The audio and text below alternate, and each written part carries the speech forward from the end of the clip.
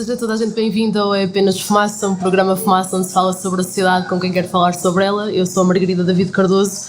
Hoje, dia 9 de novembro, ao vivo do PODS, Festival de Podcasts, temos como convidado o António Araújo, é jurista, historiador, é doutor em História Contemporânea pela Universidade Católica Portuguesa, assessor do Tribunal Constitucional e consultor para assuntos políticos da Casa Civil do Presidente da República e dirige ainda as publicações da Fundação Francisco Manuel dos Santos. Temos também Sandra Dias Fernandes, doutorada em Ciência Política, com especialização em Relações Internacionais, é professora no Departamento de Relações Internacionais e Administração Pública da Universidade do Minho e investigadora no Centro de Investigação em Ciência Política da mesma faculdade. Em 2005 recebeu o Prémio Jacques Delors pela sua investigação sobre a União Europeia e a Rússia. Bem-vindos. Os berlinenses, abatidos por rações curtas e o stress, tinham pouco a celebrar no Natal de 1944. Grande parte da capital do Reich tinha sido reduzida a escombros pelos bombardeamentos. O talento de Berlim para piadas negras tinha-se transformado em humor de forca. O gracejo daquela época não festiva era: seja prático, dê um caixão. Os ataques aéreos eram tão frequentes, com os britânicos à noite e os norte-americanos de dia, que os berlinenses sentiam que passavam mais tempo em porões e abrigos antiaéreos do que nas suas próprias camas. Para uma população de cerca de 3 milhões, Berlim não tinha abrigos suficientes. O complexo de abrigos sob a estação de metro Gesundbrunnen tinha sido transformado para receber 1.500 pessoas, mas muitas vezes havia mais do triplo. As velas eram usadas para medir os níveis decrescentes de oxigênio. Quando uma vela era colocada no chão, se apagava, as crianças eram seguradas à altura dos ombros. Quando uma vela em cima de uma cadeira se apagava, as pessoas começavam a sair. Se uma terceira vela, ao nível do queixo, começava a tremer, todo o bunker era evacuado, por mais pesado que estivesse a ser o ataque lá em cima. Este é um excerto do livro Berlim, a Queda, 1945, do historiador britânico Anthony Beevor, publicado em 2002. Sandra, no final da Segunda Guerra Mundial, porquê é que uma Berlim em ruínas continuava a ser tão importante na disputa ideológica entre nações, potências ocidentais e a União das Repúblicas Socialistas Soviéticas, a URSS? Bem, na verdade, Margarida, em 1945 ainda não era bem o centro da disputa.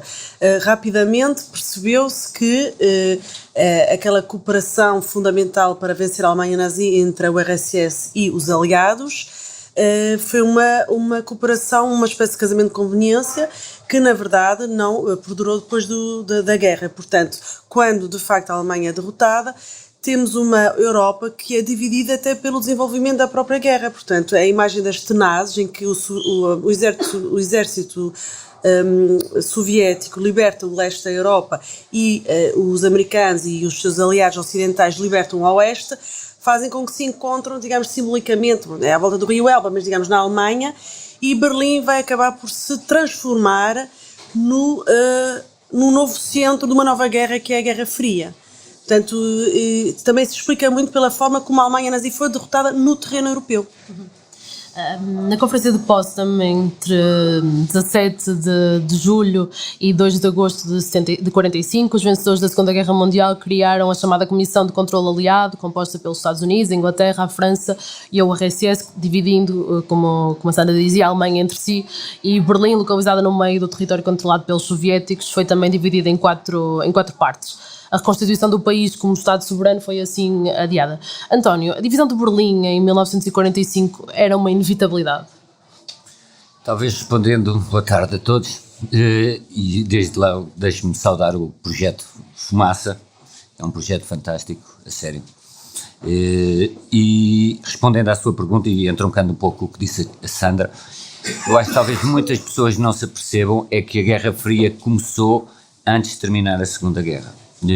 Isto pode parecer uma banalidade, mas se nós vimos o que foi a disputa pela chegada a Berlim, percebemos que e o que foram todas as conferências, Teherão, Potsdam e não só, a Guerra Fria já existia em termos embrionários e é muito acelerada já depois disso, pelas bombas de Hiroshima e Nagasaki, mas é preciso percebermos que a disputa entre as superpotências, a disputa entre a União Soviética e os Estados Unidos já tinha começado antes de a guerra terminar. Em coisas muito simples, como aliás a disputa pelo cadáver de Hitler. Isto é, Stalin supostamente terá levado restos mortais de Hitler para Moscovo e isso foi, aliás, objeto de uma certa controvérsia na altura. Os serviços britânicos chegaram a contratar um historiador muito conhecido, Hugh Trevor Hopper, para mostrar que Hitler tinha morrido no bunker. Portanto, mesmo nessa questão que é, digamos, cadavérica, mas é muito simbólica, começou a haver disputas logo entre as duas fações. Era quase inevitável que houvesse essa separação. O que muitas vezes as pessoas não sabem é que essa separação, e isso prolongou-se até 1989, não era tão estanque como pensavam, do que a ideia de um muro pode transmitir. Por exemplo, havia no interior da Alemanha Oriental enclaves como Steinstücken, que era um pequeno território, que era aliado, que era do oeste. Isto é, nós temos um bocadinho a ideia que havia o muro que separava duas Alemanhas, mas esse muro não era absolutamente estanque e não havia ainda, quer dizer, depois da guerra houve uma grande confusão. Aquilo que o Beaver fala nesse livro, e há bocado estava a falar consigo, o facto de na Unter den Linden, a grande avenida de Berlim, desfilarem brigadas de tártaros e mongóis do Exército Vermelho com os seus vestidos tradicionais, com os camelos, aqueles camelos felpudos da Tartária e da Mongólia, era algo que para um alemão burguês fazia uma confusão mental, era o mesmo que nós vermos aqui a desfilar Portugal derrotado pela Nigéria e vemos elefantes nigerianos a descer a Rua Augusta. E, portanto, há uma grande confusão instalada, há violações em massa do Exército Vermelho, outro ponto que podemos falar, até porque isso levou a uma liberalização momentânea do aborto, mesmo no lado ocidental, e, portanto, era quase inevitável que houvesse uma partilha em 4 zonas. Esta coexistência estava condenada ao fracasso, ou era já receita para a desgraça? Pois, eu retomando aqui o argumento do António, muito bem conduzido, até mostrando aqui um ponto de vista mais micro, não é? Das pessoas, do momento, da hora como foi vivida, até, enfim, a própria descoberta, não é, do cadáver de Hitler, e eu posso até fazer um argumento exatamente idêntico, mas numa perspectiva muito mais abrangente, que explica o porquê dos Estados Unidos e o RSS não terem continuado a sua cooperação e Berlim, de facto, ser tornado aqui o símbolo, não é? O muro, não é? E o símbolo da divisão do mundo em 2 sistemas diferentes. E aqui, do ponto de vista ideológico, quando os Estados Unidos e a URSS imprimem nas suas políticas externas visões globalistas de transformação do mundo, sob a égide de Lenin e sob a égide de Wilson, já na Primeira Guerra Mundial, há autores, historiadores, nomeadamente John Lewis Gaddis, que apontam esse momento como um verdadeiro momento da confrontação já bipolar. Portanto, se quisermos até do ponto de vista das grandes ideias, daquilo que constitui a visão do mundo dessas duas potências, temos aqui já definidos em 1917 e 18 uma visão de projeção dos Estados Unidos e da URSS como transformadoras, projetos de transformação do mundo e da forma de conduzir as sociedades e as relações externas.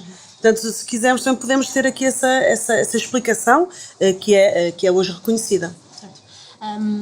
Em 2008, o António escreveu numa recensão sobre o livro O Muro de Berlim, de Frederick Taylor, editado um ano antes, e estou a citar: "Se as muralhas da China e do Adriano foram erigidas para proteger impérios dos povos bárbaros do Norte, o Muro de Berlim não foi construído para evitar a invasão dos ocidentais." Então pergunto-lhe, o Muro de Berlim foi construído para proteger a República Democrática Alemã de quem? Ou de quê? Pois é também uma coisa que se calhar, bem, que acho que toda a gente sabe, mas que acho que é importante dizer num podcast, é que o muro não foi construído em 45, há muitas pessoas que julgam que foi construído, o muro foi construído em agosto de 61, num tempo recorde. O muro foi construído essencialmente para estancar a hemorragia que se estava a verificar de pessoas para o oeste. Estava a haver muita gente a vir para o oeste por melhores condições económicas, sobretudo, e portanto já havia uma espécie de fuga de cérebros que era desprestigiante para a imagem externa da RDA, como é evidente. E portanto o muro foi sobretudo para acantonar as pessoas nesse lado, ainda que o argumento oficial tenha sido obviamente o de proteção, como sempre, aliás, sempre que se erige um muro. Eu acho que nesse texto também referia há um livro, um texto muito interessante do Jorge Luís Borges sobre a muralha da China, há também um do Kafka, mas há um do... É que o homem que fez... É curioso, o imperador que ordenou a construção da muralha da China foi também o mesmo que ordenou a destruição de todos os livros da China. Portanto, são duas coisas muito conectadas, a destruição da memória e a destruição dos livros, que os alemães, os nazis também tinham feito em Berlim, e a construção de muros. A construção de muros.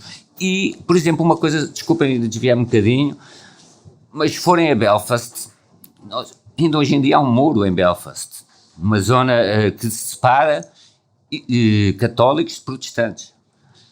Há um muro em que é fechado à noite e as pessoas não podem, eu estive lá, passei lá uma temporada, as pessoas não podem, a partir da noite, transitar. Porquê? Porque é o peso da memória. Famílias que se andaram a matar nos pubs, etc., não podem, para evitar. Portanto, Belfast é hoje ainda uma cidade com muro. Desculpem este desvio, mas enfim, para perceber. Como dizia, na RDA o muro era uma barreira de proteção antifascista, era assim que era designado. Mas perguntava à Sandra, o historiador Frederick Taylor, que falávamos há pouco, sublinha que o muro assentava num acordo tácito, o Ocidente não o derrubava e o Oriente tolerava esta ilha capitalista e democrática no centro do seu território comunista. Os aliados ocidentais queriam ou podiam ter-se oposto à construção deste muro? Bem, perceber essa época histórica é percebê-la na sua globalidade e não olhando só especificamente para a Alemanha.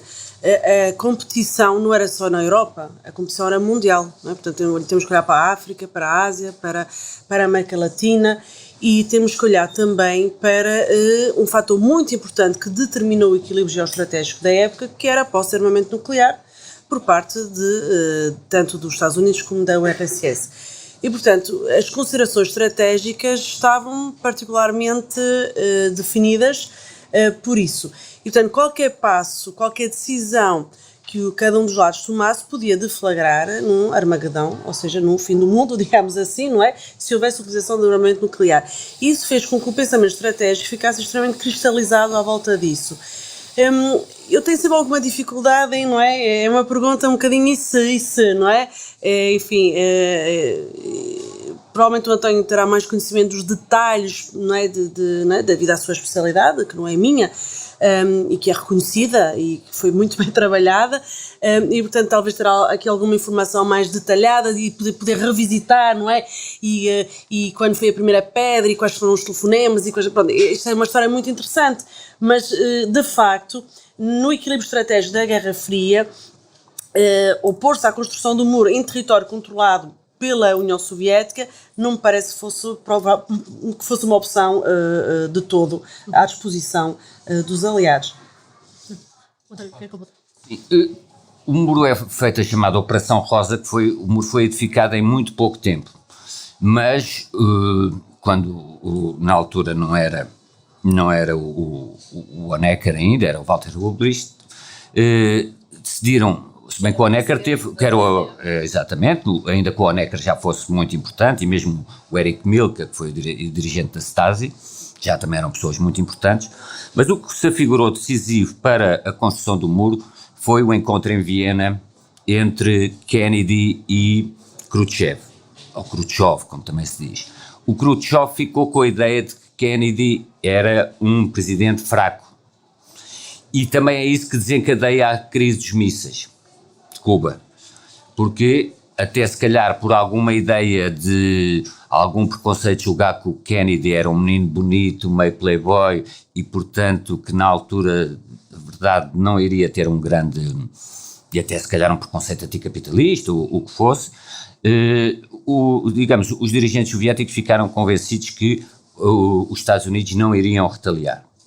E, portanto, por um lado colocaram mísseis em Cuba e, por outro lado, também vão autorizar a construção do muro e não só, e participar ativamente nessa gigantesca operação que foi cerca de 24, o muro tinha que ser construído muito rapidamente até para evitar grandes movimentações.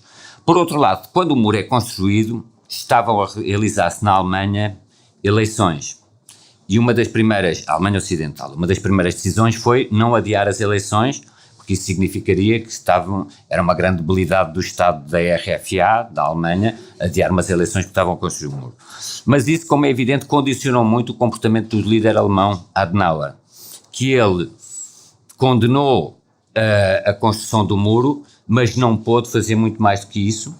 Houve gente que o Adenauer foi inclusivamente aos Estados Unidos tentar procurar algum apoio e não teve grande apoio, porque na lógica da Guerra Fria, dividir o muro era um dano colateral aceitável. Só para situar, aqui em 61, milhares de pessoas saíam do leste para o oeste a um ritmo de cerca de 2.000 por mês, segundo Frederick Taylor. A construção do muro começou num domingo, a dia 13 de agosto de 61, e no último dia antes da vedação ficar concluída, mais de 2.500 pessoas fugiram do leste para o oeste. A fronteira ficou completamente fechada a 23 de agosto. Mas há aqui uma questão que gostava de vos fazer. Perguntar se não é falaciosa a ideia de que o muro se ergueu apenas num dia, neste dia 13 de agosto de 61, situando com alguns dados. Em 48 começou o bloqueio de Berlim. Durante quase um ano, as áreas controladas por Estados Unidos, Inglaterra e França subsistiram como se fosse uma ilha, abastecida apenas por via aérea. Em 46 ergueu-se aquilo que seria chamada cortina de ferro, já com cimento, arame farpado, torres de vigia e vedação elétrica. Em 52, Stalin delimita as fronteiras da Guerra Fria, que em 59 já eram controladas por milhares de guardas. Então, em 61, quando se ergue aqui um muro físico, é realmente só aqui que se ergue um muro, ou ele já existia antes? Isto pode ser para os dois. Bem, acho que a resposta está incluída na sua pergunta, Margarida. Eu só queria aqui fazer uma pequena clarificação. Os mísseis não chegaram a ser instalados em Cuba, não é? Não. Só aqui. O envio sim, mas de facto o que o António dizia é que, enfim, simbolicamente, a crise dos mísseis de Cuba e a construção do muro mostram, digamos aqui, um dos picos, o que é considerado o pico mais alto da época da Guerra Fria, ou seja, o momento em que verdadeiramente as superpotências estiveram à beira de um confronto direto. Mas de facto, enfim, o muro, e aliás, talvez trazendo já para a atualidade, provavelmente a Margarida querá fazer isso também, o muro é, antes de mais, um ato simbólico. É físico, mas foi um ato simbólico que, enfim, teve um objetivo material direto, que foi de facto indagar aqui os movimentos de população que fugiam ao sistema comunista instalado na RDA. E, portanto, o muro, claro, é um muro político, ele já existia, social, cultural, e quando ele cai em 89, é toda uma identidade que tem que ser reconstruída. E nós já estávamos a comentar um bocadinho antes de iniciarmos esta gravação que, de facto, as comemorações deste ano estão muito, muito centradas nos alemães de leste, nos ossis, não é? Estão muito centradas na insatisfação pela forma como é contada a história da vitória do Ocidente, como não há a perspectiva deles que é incluída a insatisfação dos ossis com aquilo que tem vindo a ser a remodelação da sua sociedade, e como eles não se sentem verdadeiramente alemães integrados, e isto podemos transpor isto ao resto da Europa e até à própria Rússia. Porque a Rússia estava do outro lado do muro, ou seja, não era só a Alemanha de leste que estava, e Berlim oriental que estava do outro lado do muro, era todo o mundo que estava do outro lado do muro, até fora da Europa. O muro era o símbolo da Guerra Fria. Portanto, todos os países alinhados com a União Soviética ou sob o jugo da União Soviética estavam de facto do outro lado do muro, e é isso que o muro representa. E essa memória que hoje nós nos apercebemos que está muito longe de ser bem digerida e de ser bem, ter sido bem resolvida. Basta ver que hoje temos aquilo que é considerado o momento mais baixo das nossas relações com a Rússia desde o fim da Guerra Fria. Portanto, o que é que correu mal? Talvez se fosse essa a pergunta. Vamos já falar com isso. Não sei se o António queria dizer. Bem, o muro, a Operação Rosa de 61 é a consolidação do muro do ponto de vista total. Já existiam umas separações, já existia arame farpado. Agora, isso não evitava tentativas de passagem. O primeiro morto é logo poucos dias depois de agosto de 61. Era um homem, o que é que ele fazia? Ele era alfaiate no oeste, vivia no leste, vivia na Berlim Leste, ia ao oeste fazer fatos, recebia em Deutsche Mark, em marcos, para contrabandear e portanto ganhava. E um dia vê aquilo fechado, tenta atirar-se ao rio e ir a nado e é imediatamente metralhado. É uma coisa curiosa para vermos o sinal de aviso que o lado de leste queria dar, é que nem deixou a família ver o cadáver, né? E portanto era um sinal muito, que as coisas a partir de agora eram para, tinham chegado a outra escala em 61. Agora, já agora, se me permite, há um livro, o livro mais recente, do Jared Diamond, que não tem muito a ver com isto, mas enfim, como se renovam as nações, ele refere uma coisa que é verdade, que é, a seguir ao muro, houve uma espécie de triunfalismo ocidental, e até a tese do fim da história, do Fukuyama, etc. O que era natural. E também não deixa de ser natural que ao fim de 30 anos se celebra a vitória da democracia sobre o totalitarismo. Podemos falar um bocadinho como era a Alemanha de Leste, o que era o armário dos cheiros e essas prisões que eu visitei e que posso contar aqui. Mas, portanto, é natural que isso se faça. O que não foi tão natural e que foi uma coisa muito apressada do ponto de vista da NATO foi alguma sobranceria, como a partir de 90 começou a tratar a Rússia, sobretudo com a questão da Jugoslávia, etc.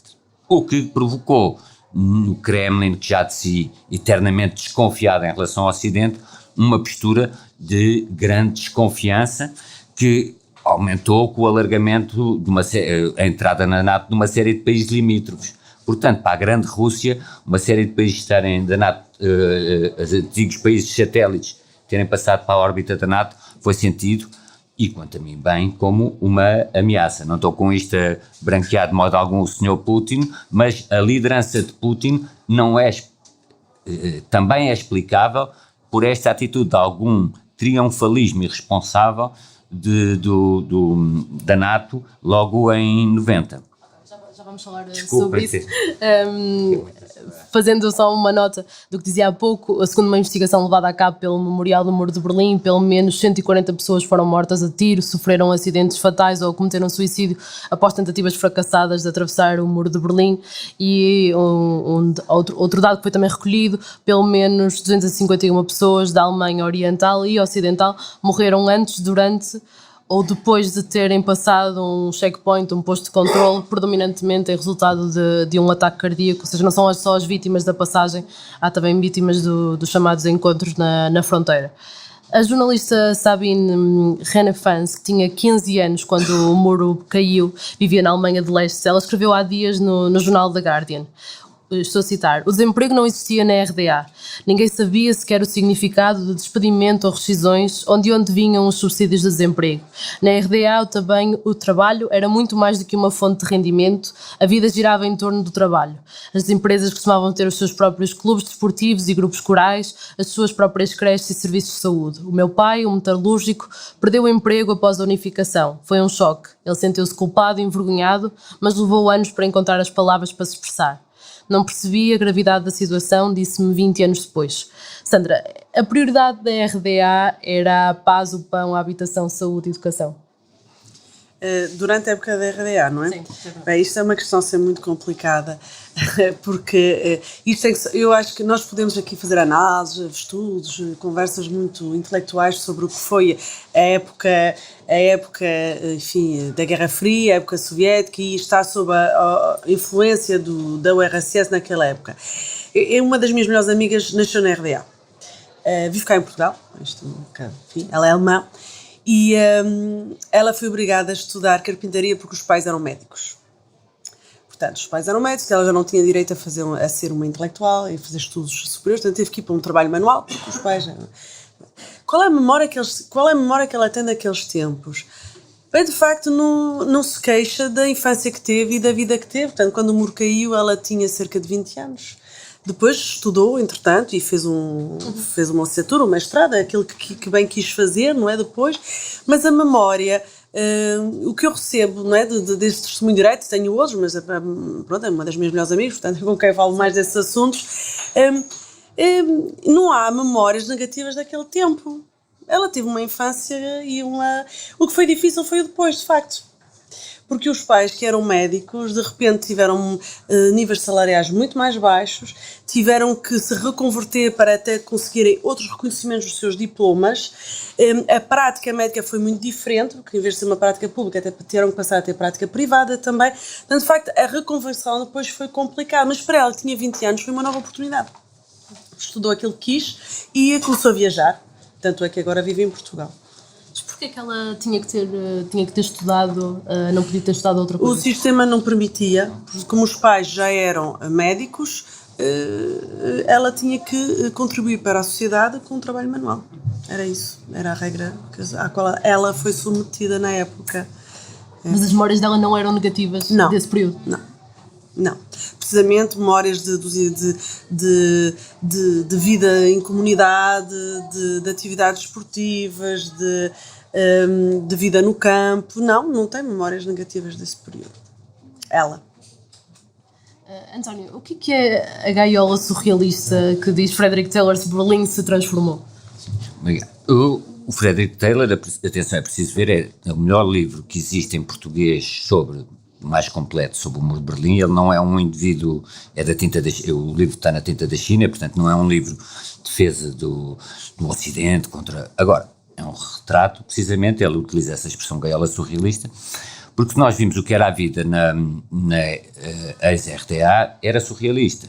Só para dar um exemplo, era tipo, havia uma cobertura de creches enorme, por exemplo, havia creches para toda a gente, não é? Isso era um dado que existia. Mas, por exemplo, para comprar um automóvel, um Trabant, era capaz de estar 16 anos à espera que viesse um Trabant. Portanto, grande parte das casas tinham água canalizada em 89, estou a referir-me em 89, mas só 16% tinham telefone.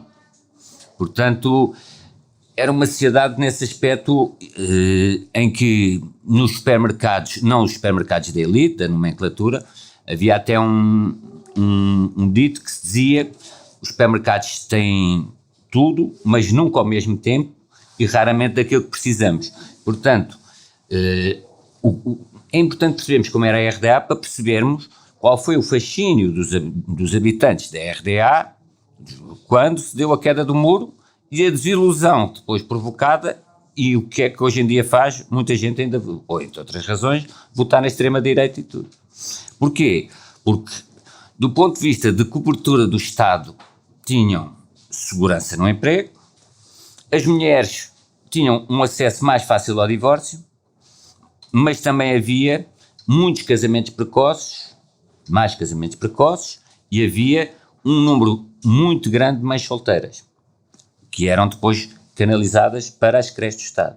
Portanto, havia um mínimo de proteção do Estado, mas, por exemplo, em termos de leitura, a leitura, havia 27 jornais só em Berlim, para termos uma ideia, portanto, 27 jornais de grande tiragem na RDA, que é uma coisa, quem anda nos projetos da fumaça pensa o que é isto, portanto, havia tudo isso, mas quando os grandes autores que se podiam ler, autores da Alemanha de Leste, como a Christa Wolf, os livros não chegavam, mesmo dos tolerados pelo regime, os livros não chegavam às livrarias, e havia livrarias a fazer encomendas de 100 mil livros, uma livraria pedia 100 mil exemplares do último romance da Christa Wolf, para receber 6, e os 6 ficavam nos empregados da livraria após ler ou após vender a amigos ao mercado negro, portanto nem sequer iam... Portanto, havia níveis de leitura mais elevados, mas era uma sociedade dominada por um grande paternalismo, em que o grande hobby das pessoas é fazer jardinagem, era uma coisa que se vê muito, jardinagem. Todos os alemães de leste, uma percentagem enorme, tinha pequenas casas nos arredores de Berlim, onde fazia a sua jardinagem, faziam viagens para países do tamanho da Cortina de Ferro, mas é preciso percebermos que o nível médio de vida de um alemão de leste era superior ao nível médio de um romeno, porque era um país que, apesar de tudo, tinha indústrias e tecnologias de ponta em muitas áreas, óptica, etc. Portanto, era um sistema relativamente esquizofrénico, ou surrealista, nesse aspecto. Havia padrões de bem-estar, se calhar, muito superiores à sociedade norte-americana, outros que têm a ver com consumo, muito inferiores, prateleiras vazias, filas, as famílias tinham que ir para filas para comprar pão, estava o cunhado, e depois a seguir, 2 horas depois ia o marido para substituir, estavam famílias inteiras para irem comprar pão ou outro bem que tivesse aparecido. Mas talvez o ponto mais essencial seja, nós não podemos abstrair de uma descrição do cotidiano, falando apenas em bens de consumo ou bens materiais, tenha sido a questão da liberdade. Só para contar um pequeno episódio, uma vez visitei a sede da Stasi, que agora acho que está fechada para remodelação e tudo. Na sede da Stasi tem uma coisa que é um bocadinho, cá está a gaiola surrealista, que nós vemos uns frascos com uns panos em turco, aqueles panos de turco que usamos no banho. Porque é que era isso? Porque eles, nos interrogatórios, na cadeira, colocavam dissimulada esse pano turco, as cadeiras de qualquer interrogatório eram aquecidas, e até sob a pressão do nervoso e do calor, o suspeito começava a suar. Assim que ele se levantava, abriam a cadeira, tiravam esse e guardavam. Há um arquivo de milhares de frasquinhos com esses panos turcos para, na convicção, até cientificamente penso que é errado, que os cães depois conseguissem reconhecer o odor das pessoas, o suor das pessoas, em buscas que fizessem a domicílios, etc. Só para contar outro aspecto, na prisão de Hohenschausen, como é fora de Berlim, as pessoas não vão muito, há uma coisa, quanto a mim, impressionante, que é uma cela de borracha, em que todas as paredes, é um cubico todo negro, em que desde o chão, as paredes e o teto, é tudo de borracha. Para quê? Para a pessoa estar lá encerrada e não ouvir nada, só ouvir o bater do próprio coração. Semanas, etc, etc, até enlouquecer. Portanto, essa dimensão é uma dimensão que não pode deixar de ser avaliada quando a amiga da Sandra tem uma memória. Era jovem, claro, sim, mas atenção, também é uma coisa que é preciso dizer. A maioria, não quero dizer a maioria, mas uma parte significativa dos alemães de leste vivia com isso. Outra parte significativa vivia com uma presença por exemplo, os movimentos ecologistas foram perseguidos, sobretudo no final do regime. Curiosamente, porque também havia partidos verdes, muitas vezes apoiados contra o nuclear a oeste e os mísseis Pershing norte-americanos, mas no interior havia desastres ecológicos enormes, havia grande perseguição a movimentos ecologistas, grande perseguição às igrejas, que foi um grande ponto de resistência ao regime, e havia, toda esta face de liberdade. E outra coisa ainda mais tenebrosa, que era o facto dos informadores, havia milhares, centenas de milhares de informadores que eram irmãos, maridos, pais informavam as atividades dos filhos denunciavam os pais. Por exemplo, há aquele filme muito conhecido, A Vida dos Outros, em que o principal ator, que faz de um perseguido pelo regime, nesse filme ficcional, mas na vida real, como se costuma dizer, ele depois de ter feito o filme descobriu que a mulher com quem teve casado 20 anos o denunciava. Quem informava o que ele fazia era a mulher com quem ele partilhava a vida, e o dossiê que ele tem na Stasi era tudo informações dadas pela sua mulher. Segundo alguns historiadores, estima-se que houvesse um informante por cada 6,5 cidadãos. Há bocado a Sandra queria acrescentar alguma coisa. Sobre esta questão de hoje, em 2019, percebermos aquilo que hoje nos parece quase um nonsense, como é que havia aspectos que as pessoas hoje têm saudades deles até, não é? E ao mesmo tempo sabemos que era um sistema opressivo, não é? Que era um sistema autoritário, era um sistema em que a liberdade não era um bem público, não é? Eu recomendaria uma leitura de uma autora chamada Sofia Oksanen. Ela é estónia e finlandesa, e ela nos seus romances retrata muito bem, portanto ela centra todos os seus romances na Estónia. A Estónia fazia parte da União Soviética, era uma das repúblicas socialistas soviéticas, mas o sistema é perfeitamente comparável, menos gravoso, como muito bem o António referiu, porque os padrões, apesar de tudo, na RDA eram superiores à média do restante bloco soviético, e então ela escreve, e é fascinante, aí é que se percebe mesmo Aliás, nós colocamos na pele das personagens. Será que nós, naquele tempo histórico, teríamos feito igual? Numa lógica de sobrevivência, numa lógica de nos adaptarmos àquilo que é o meio social e político daquele tempo. E retrata, portanto, a penúria, retrata também esta questão dos informadores dentro das próprias famílias, e retrata, sobretudo, isto num olhar atual. Como é que hoje essas sociedades vivem mal, ainda um período em que as gerações ainda estão vivas, não é? E portanto ainda estamos ainda no processar desse período. Sofia Oksanen, recomendo vivamente. É um bocado violento, mas recomendo vivamente. Desculpa. Há até um sentimento que se chama nostalgia, que é a nostalgia do leste, e nós olhamos, por exemplo, naquele filme Goodbye Lenin, um bocadinho a nostalgia do leste. Eu acho que se nós fizermos, com o devido cuidado, um paralelismo, porque é que ainda há pessoas que têm saudades do salazarismo, ou do Estado Novo, e até pessoas que nunca viveram esse regime, não é? É precisamente não o terem vivido que têm uma ideia mitificada. Mas, mesmo para as pessoas que viveram, para um alemão médio,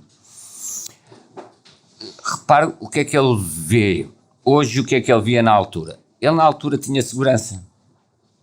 Tinha segurança, no sentido, não teria liberdade. Da estabilidade, não é?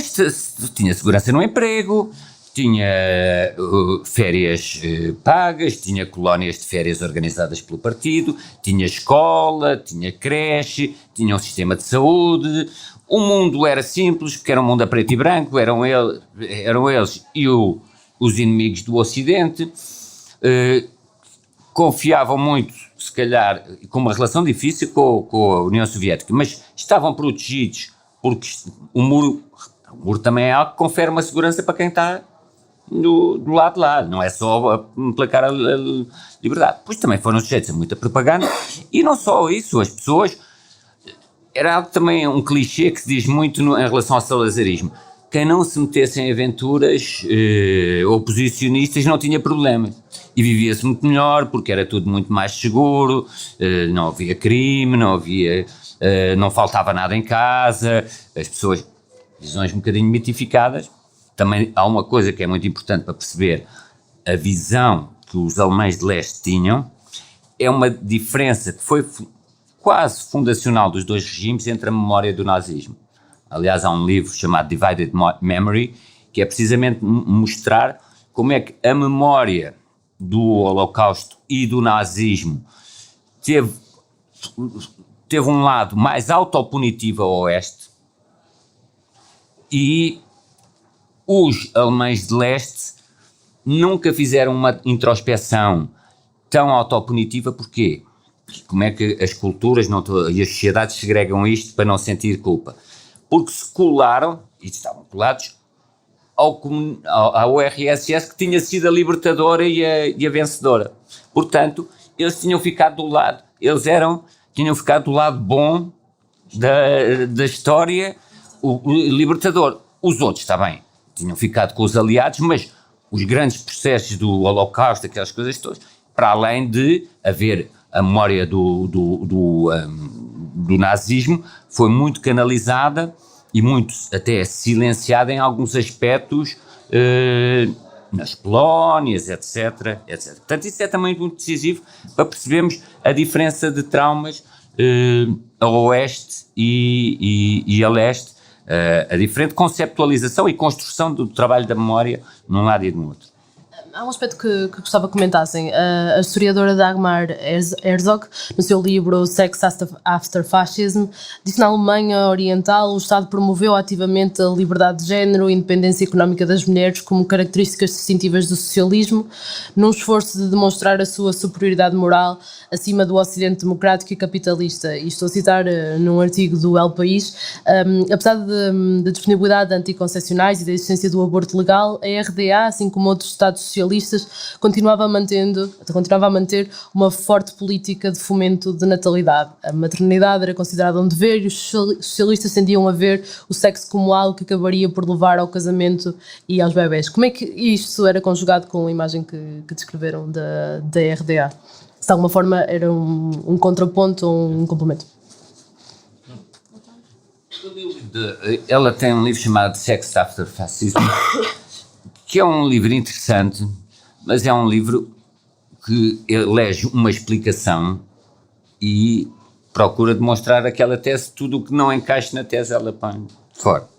E portanto, mas é natural quando a pessoa apresenta e a proposta dela foi uma coisa curiosa. A seguir à reunificação houve logo uma série de propostas de explicação até do que se passava, muitas delas de caráter psicanalítico e até psicossocial. Por exemplo, houve um intenso debate sobre porque é que surgiu a extrema-direita a leste, que era o debate do bacio. O que era isso? Houve um debate, e os alemães quando debatem estas coisas é logo com grandes ensaios, coisas muito...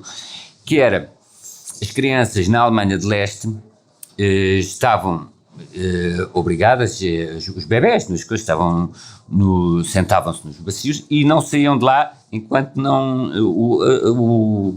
O método era esse, não saíam de lá enquanto não tivessem... desculpem esta história, mas é que este debate foi um debate muito intenso e teórico. E, portanto, segundo umas teorias psicanalíticas, isto criou uma espécie de trauma da questão da autoridade sobre os bebés e isso é que explica depois a pulsão que há muito sentido a leste pela extrema-direita, pelo nazismo, etc.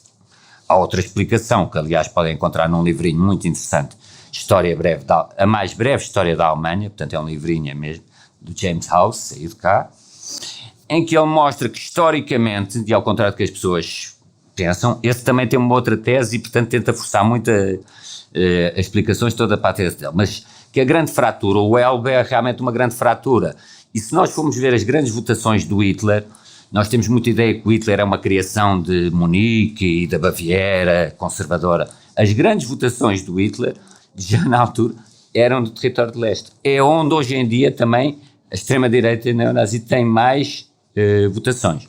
Não quer dizer que aquilo seja um território maldito, mas é uma cultura mais sedimentada, a pulsão ali é maior do que propriamente, se calhar até o protestantismo ajuda a isso, do que na Alemanha Católica, ou partes da Alemanha Católica.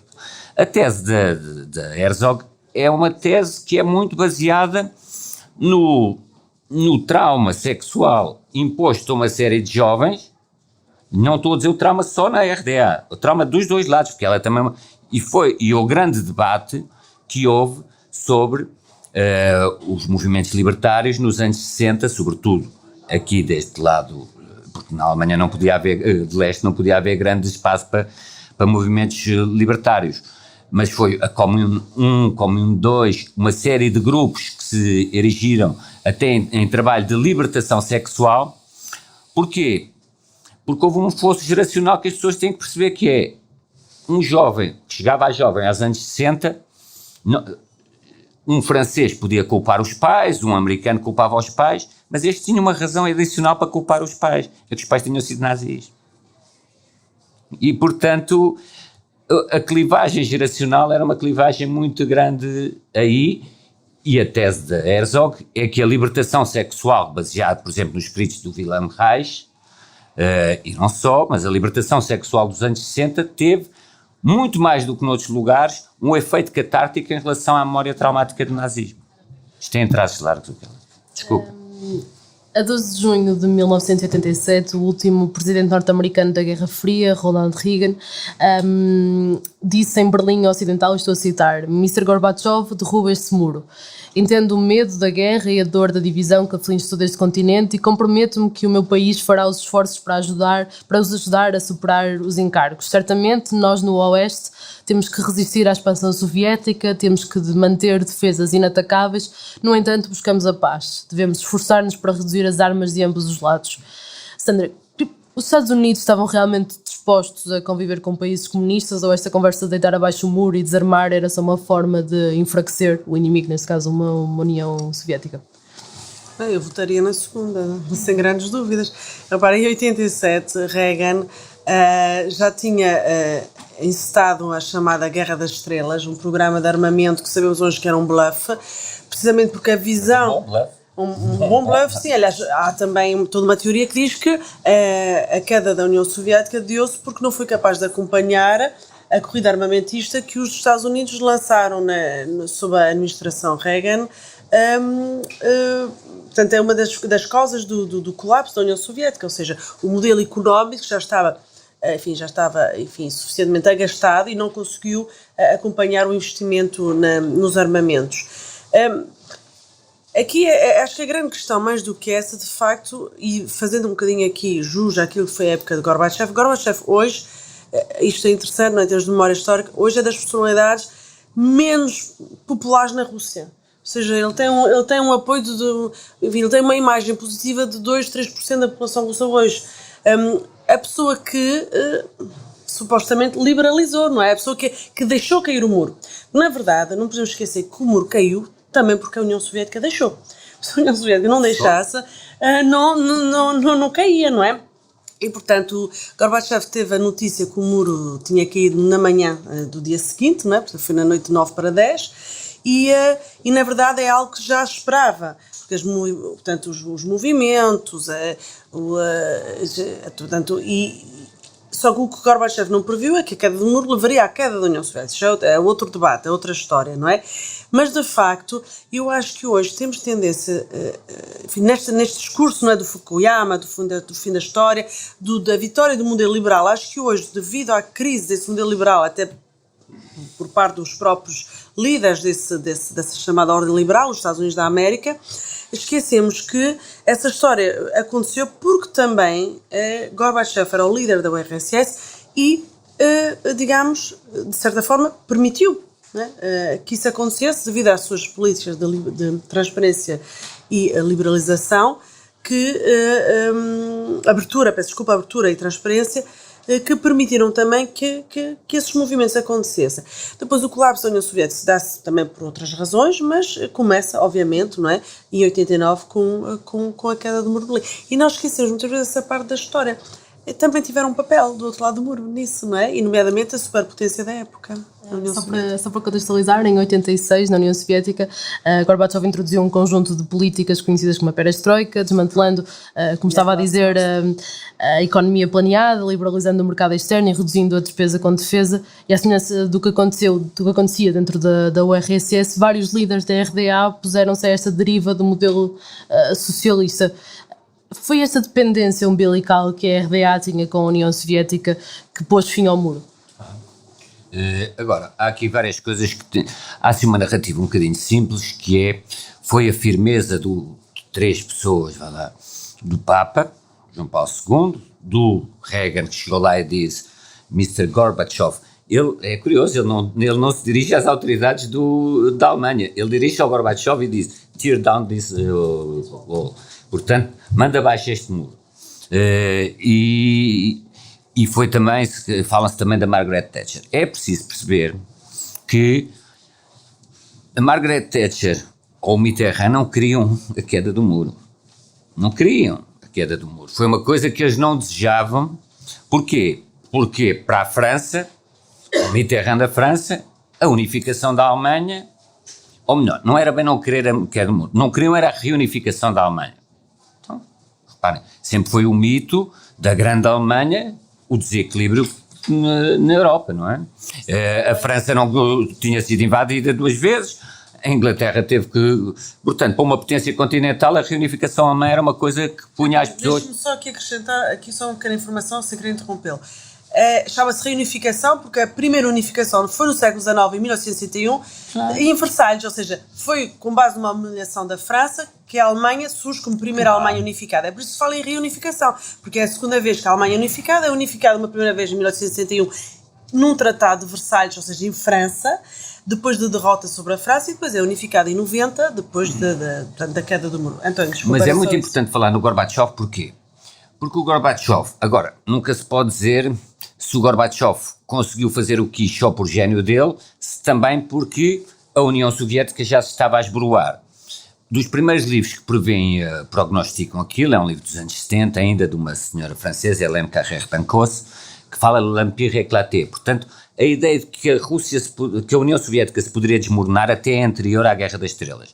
Mas, como é evidente, a presidência Reagan ajudou a que o Gorbachev se conseguisse, de certa forma, impor. O que é preciso perceber é que o Gorbachev já estava em outubro, portanto isto dá-se em novembro de 89, desde o mês anterior que o Gorbachev já falava diretamente com o Helmut Kohl e, portanto, já nem ligava sequer às autoridades que era o chanceler da RFA, já não sequer ligava às autoridades da RDA.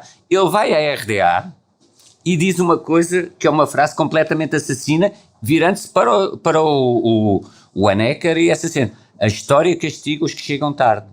E depois ainda tem outra coisa pior, fura a rede de segurança e vai, estão a ver o máximo dirigente soviético, cumprimentar as pessoas que lhe pediam para liberdade. O Honecker e aquela... É preciso também perceber uma coisa, a nomenclatura do PC da RDA era muito, muito envelhecida, eram homens... O Honecker era um homem que teve 10 anos preso pelos nazis, portanto era uma gerontocracia que não estava bem sintonizada com o que é que se poderia passar. E, portanto, começa até a haver uma tensão entre as autoridades de leste e Moscovo, a ponto do Pravda, o jornal da União Soviética, e uma revista que era a Sputnik, que era uma revista soviética, mas de enorme circulação, centenas de milhares de exemplares na RDA, serem proibidas. Portanto, estão a ver que aquilo não podia durar muito, que era a RDA estava, por um lado, entalada pelo Ocidente e, por outro lado, já estava a censurar as próprias publicações da União Soviética, porque a União Soviética tinha mudado, com o Gorbachev eles é que não. Eles, inclusivamente, ameaçaram que se alguma publicação tivesse a expressão glasnost ou perestroika, não sairia na RDA. Portanto, é algo parecido, não quero aqui traçar estas analogias, com o isolamento destes regimes autocráticos como o salazarismo e tudo. A RDA estava isolada. E depois, por mercê de acordos que teve que permitir com as Hungrias, as pessoas estavam já a fugir para as embaixadas e a refugiar-se nas embaixadas. Portanto, aqui... Isto porque em junho de 89 a Hungria termina o acordo que tinha com a RDA e a RSS, abrindo as fronteiras, permitindo que as pessoas que viajavam para Budapeste ou para a Hungria pudessem depois entrar na RFA por esse lado. Daquilo que falávamos há pouco deste medo da grande Alemanha, que nesta altura teria, se fosse reunificado, teria cerca de 80 milhões de pessoas como atualmente, mas este medo era justificado tendo em conta que a Alemanha era um país completamente desarmado, desmilitarizado, que não controlava a sua indústria militar, como tinha sido determinado na Conferência de Potsdam. Este medo era justificado. É preciso, desculpe, só para dizer aqui uma coisa. É preciso, o medo em relação à Alemanha é um medo histórico, porque a Alemanha já tinha feito duas guerras no território europeu. E o medo era tão grande para perceber o seguinte: em 1945, há uma coisa chamada Plano Morgenthau, que era o quê?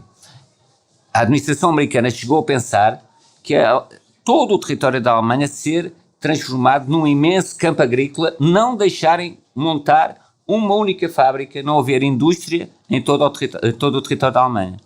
Aquela ideia, estes indivíduos começam a produzir máquinas de costura e acabam a produzir mísseis e V2 e tanques e lá vamos outra vez. Portanto, o plano é para perceber que havia um pavor histórico em relação a uma Alemanha reunificada. Mesmo que não fosse real, não era pensar que uma Alemanha reunificada em 1990 iria invadir, mas era uma Alemanha reunificada à solta e muito forte, vai desequilibrar as coisas na União e não só. E, portanto, havia da parte de dirigentes mais nacionalistas, a Thatcher e até outros ingleses, e o Mitterrand, grandes reservas. A entrada aquilo parece que foi assim muito automática, a entrada da Alemanha unificada ou reunificada na União Europeia, não foi assim tão claro. Depois já posso referir outra coisa. Portanto, isso não foi tão claro. Os americanos é que estavam mais apostados em ter uma Alemanha unificada. É curioso pensar que o Salazar sempre entendeu que era importante uma Alemanha muito forte para ser o travão da Rússia. A Rússia comunista e não sei o quê. Portanto, aí era a visão contrária. Era o Salazar, uma Alemanha forte era muito importante, porque era que estava logo ali os franceses, coitados. Já 2 vezes ao longo do século tinham provado não era um povo capaz de conter. Para não ficar na cena aqui do António, há dois elementos que um Estado nunca pode mudar: a sua geografia e a sua história, não é? E, portanto, os Estados avaliam-se uns aos outros também muito com base na sua geografia e na sua história. E a história e a geografia determinam, enfim, a geopolítica e visões geopolíticas, e, de facto, nós hoje tendemos a esquecer que vivemos um momento histórico único e excepcional, nunca acontecido, nunca ocorrido na Europa, que é um período de paz. As potências europeias não se guerreiam entre si já há várias décadas, algo que ao longo de séculos de história não aconteceu. E, portanto, quando nós olhamos para a Europa do século passado e para as gerações, para os líderes e as populações, aqui vamos falar mais nos líderes daqueles tempos, dos anos 60, 70, 80, estamos a falar de gerações que conhecem, que têm ainda um referencial geopolítico de guerra, e nomeadamente em que a Alemanha é um dos protagonistas principais em termos de rota da ascensão de poder. Portanto, só assim é que se consegue perceber o receio de uma alteração da balança de poder em que a Alemanha sairia reforçada pela sua unificação.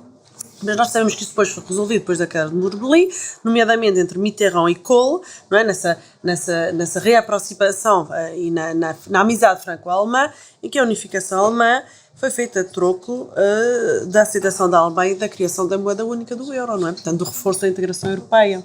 Isso foi muito importante também. Porque a política francesa foi assim: já que não podemos evitar a unificação da Alemanha, vamos fazer o chamado eixo franco-alemão e vamos nós os dois, Mitterrand e Kohl, dividir a União Europeia.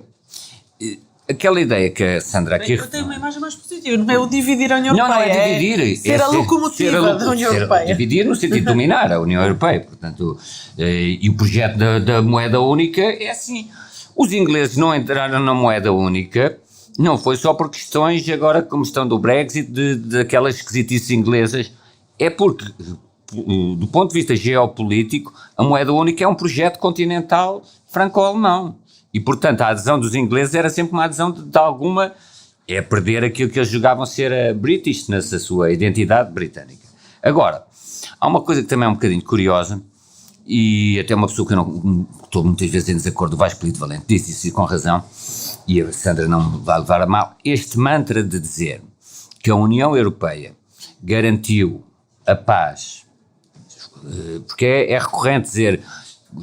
Eu não tenho nenhum discurso anti-União Europeia, pelo contrário, eu sei, claro, mas estou a dizer é que uma dos chavões propagandísticos da União Europeia é: pela primeira vez em séculos de história estamos há 50 anos sem uma guerra, mas é preciso percebermos que a natureza das guerras hoje em dia se calhar é diferente, isto é, os alemães, eu não quero também fazer um discurso germanofóbico, não é isso, não precisam de mandar Luftwaffes e divisões Panzer para dominar um país, se mandarem automóveis e a China não precisa de dominar o mundo pela força, basta ter o 116, a dívida de trilhões que os Estados Unidos lhe devem, ou 116% do PIB dos Estados Unidos, já, portanto estão a ultrapassar. Portanto, as guerras hoje em dia são feitas de uma forma muito mais dissimulada e...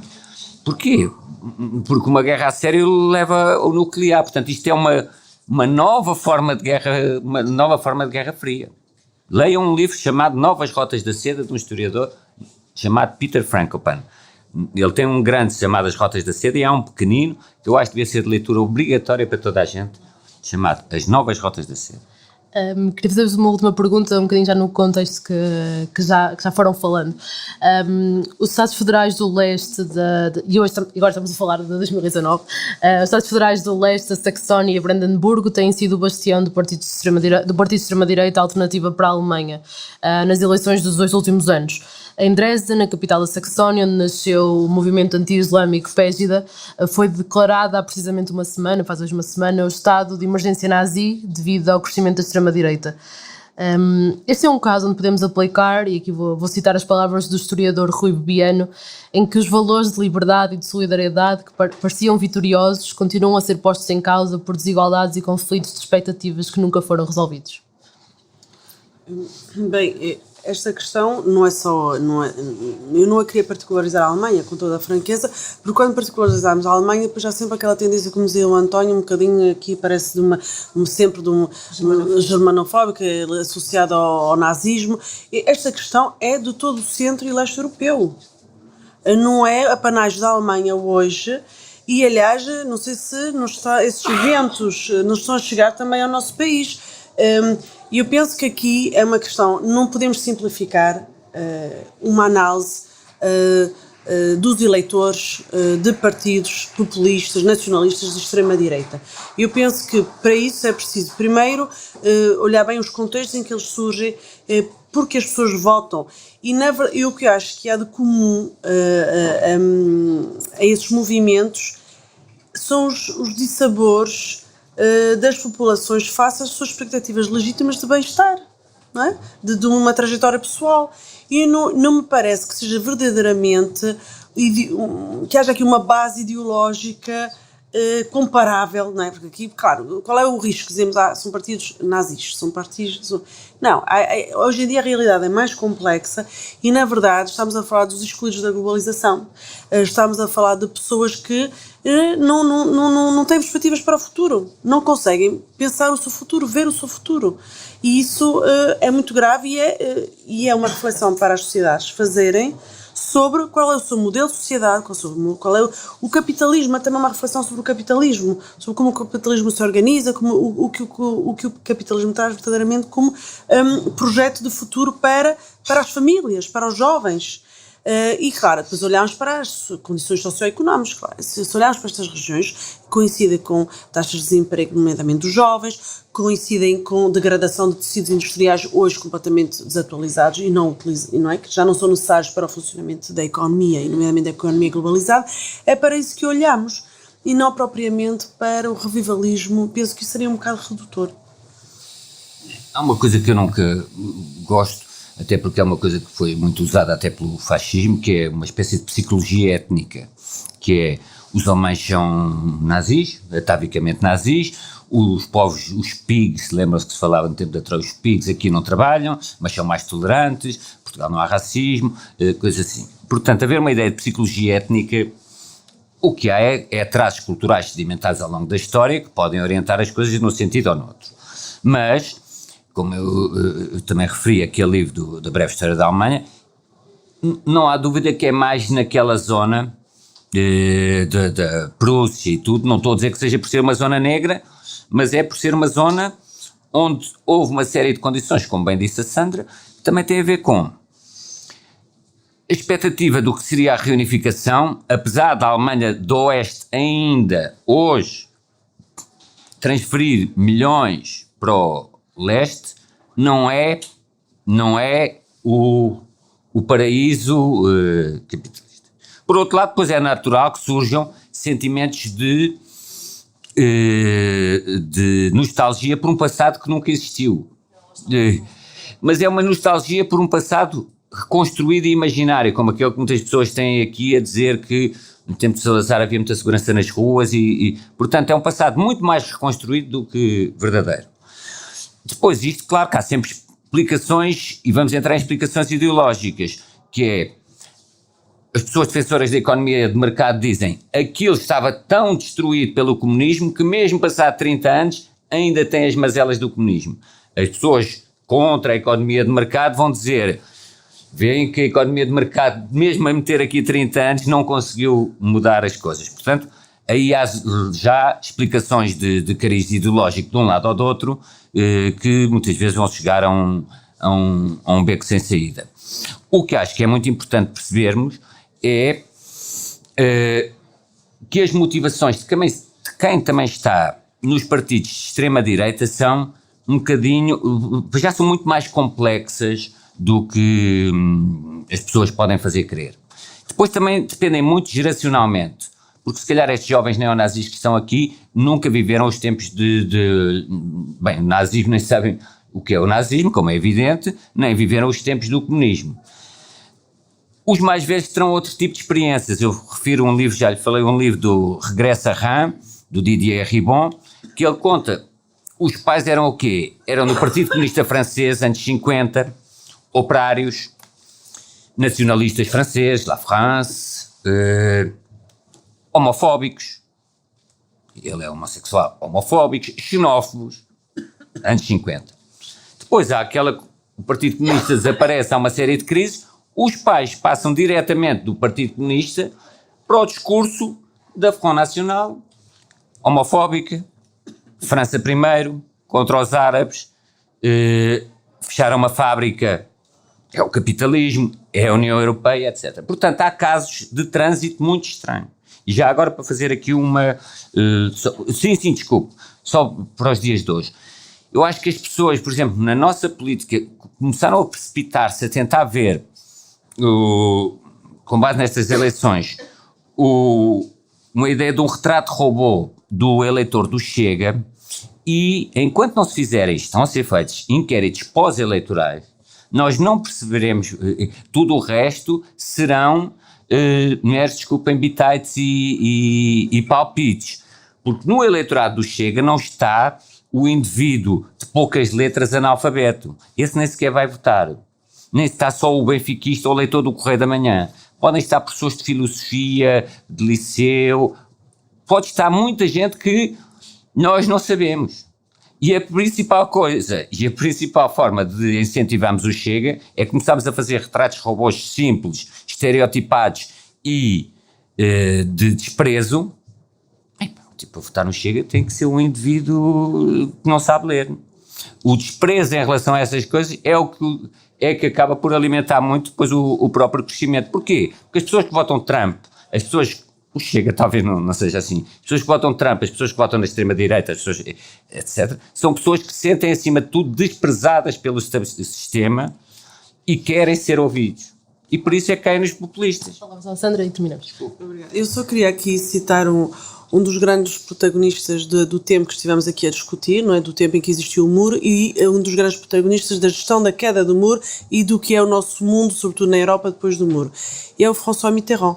No seu último, portanto, presidente da França, na altura da queda do muro, e que no seu último discurso político, em 95, que foi na Assembleia Nacional Francesa, disse: o nacionalismo é a guerra.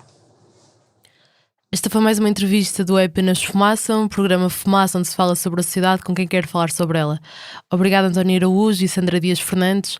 Obrigada a todas as pessoas presentes nesta emissão ao vivo e à organização do POD, Festival de Podcasts. Esta entrevista foi preparada por mim, Margarida David Cardoso, Pedro Miguel Santos fez a edição e o Bernardo Afonso editou o som. Fazem ainda parte da equipa Fumaça, Ana Freitas, Frederico Raposo, Joana Batista, Maria Almeida, Moutafes, Ricardo Esteves Ribeiro, Sofia Rocha e Tomás Pinho. A música é dos Lotus Fever. Podes ouvir mais entrevistas e reportagens em fumaca.pt, no YouTube, Spotify ou na tua aplicação de podcasts. Queremos fazer do Fumaça o primeiro projeto de jornalismo português totalmente financiado por quem nos ouve, vê e lê. Se queres fazer parte da nossa comunidade, vai a fumaca.pt/contribuir. Até já.